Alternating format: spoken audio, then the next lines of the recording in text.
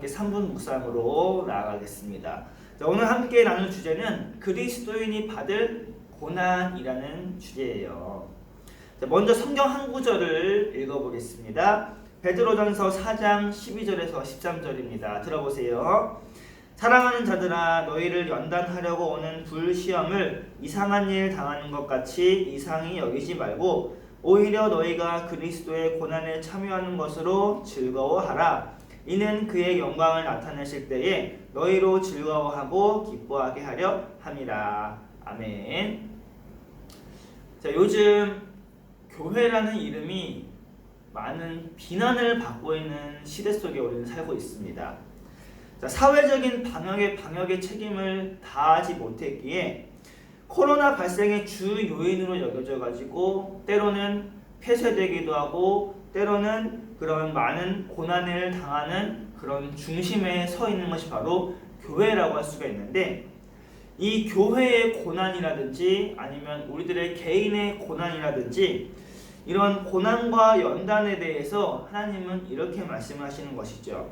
이 연단하려고 오는 그 시험을 이상한 일처럼 여기지 말아라 라고 말씀하세요.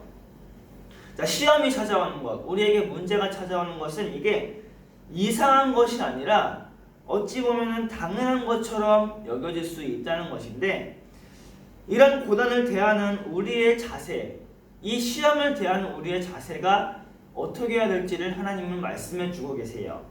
이렇게 말씀하시죠.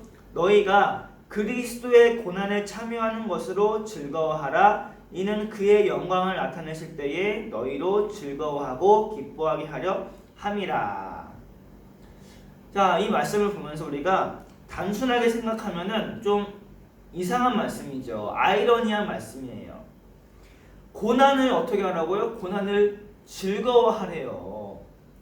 어느 누가 이 고난이라는 것을 즐거워할 수 있겠습니까? 아픈 것을 어떻게 즐거워할 수가 있을까요? 대부분은 이런 고난에 대해서 원망을 해요. 나에게 왜 이런 고난이 찾아왔을까? 누군가를 원망을 해요. 그런데 하나님을 믿는 사람에게 하나님께서는 이 고난을 통해서 결국에는 무엇을 나타내고자 하시는 것이냐? 하나님의 영광을 나타내시고자 하는 것이다 라는 것을 말씀하고 계시는 것이죠. 그렇기에 그리스도인이 받는 고난은 결국에는 무엇을 위한 고난이냐 말한다면, 고난 뒤에 있을, 고난이 끝나고 그 뒤에 있을 하나님의 그 영광을 위해 지금 이 고난들이 있는 것이다 라고 말씀하시는 것이에요. 자, 지금은 우리가 이런 시대라고 할 수가 있습니다. 고난의 시대다. 어느 누구 하나 고난이 없는 사람이 없다는 것이죠. 대한민국이라는 나라가 세워지고 교회가 지금처럼 핍박을 받는 그 시대가 없었어요. 그만큼 교회가 설 곳이 지금 없어지고 있다라고 할 수 있는데, 이럴 때에 우리는 이 고난 또한 하나님이 주신 것이고, 또한 하나님이 하실 일을 나타내고자 하시는 것이다라는 것을 우리는 알아야 돼요. 왜 지금 이 교회가 고난을 받고 핍박을 받냐? 그것은 하나님이 어떠한 일을 이루시고자 하는 그 과정 중에 있는 것이다 라고 우리는 알아야 되는 것인데, 자, 그 결국은 무엇이냐? 바로 하나님의 영광이에요.